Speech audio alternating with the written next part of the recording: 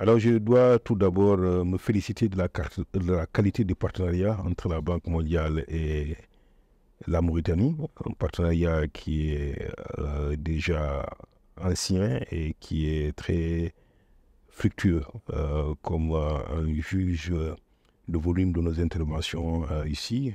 On a un portefeuille qui est proche de 800, plus de 800 millions de dollars, proche de 1 milliard de dollars, je dirais, et qui couvre des secteurs divers et variés, en particulier les secteurs porteurs de croissance et l'énergie, le développement des infrastructures, mais également des secteurs sociaux. Et notre objectif, c'est de renforcer ce partenariat-là en le ciblant vers des secteurs encore beaucoup plus impactants et dont les effets d'entraînement sur l'économie sont beaucoup plus forts. Et l'énergie en fait partie. Et la Mauritanie a un potentiel énergétique extrêmement important. En même temps, le niveau d'accès à l'électricité en Mauritanie pourrait être plus que là où il est actuellement. Il est environ 57%, avec un faible accès des populations rurales à l'électricité, ce qui fait moins de 10%. Et donc, pour pouvoir aider les pays à aller vers l'accès universel et en même temps créer des conditions d'un accès à l'électricité qui soient abordables pour soutenir les ambitions fortes de développement du pays, il faudrait que le mix énergétique atteigne un niveau plus élevé. La Mauritanie fait partie de ces pays où on est presque à 50%, soit aujourd'hui en termes de renouvelables à presque 47% dans le mix, ce qui n'est pas mal comparé à beaucoup de pays. Mais le potentiel en termes de ce que le pays dispose en éolien, en solaire, etc. Et aussi la possibilité de travailler ensemble sur l'agenda de l'hydrogène vert suggère qu'on peut aller beaucoup plus loin.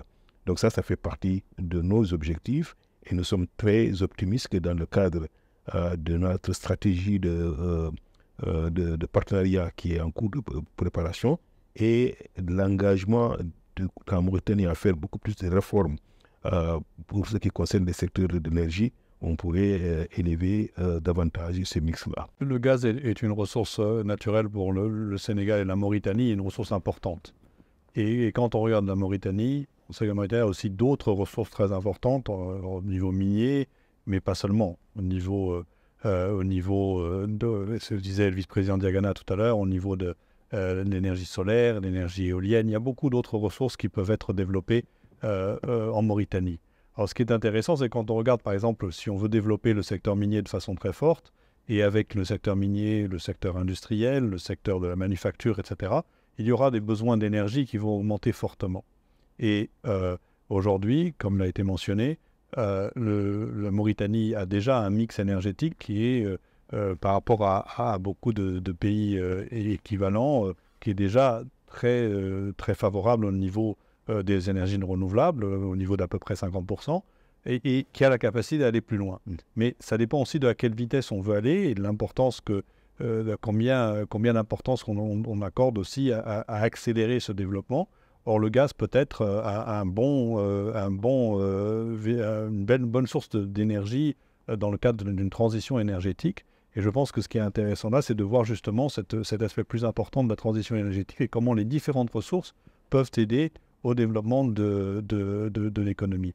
Ensuite, quand il s'agit de l'opportunité que cela crée, moi je vois vraiment qu'il y a un rôle très important pour le secteur privé de développer les opportunités en faisant des investissements, ici en Mauritanie, qui vont permettre justement d'ajouter de la valeur. Il ne s'agit pas simplement d'avoir un produit qui est extrait, mais d'ajouter de la valeur, transformer en électricité, que cette électricité soit utilisée à des fins productrices, à des fins utiles pour l'économie, et qu'ainsi, indirectement et directement, vous allez créer de l'emploi, vous allez créer de l'activité économique qui aura un impact positif sur le pays.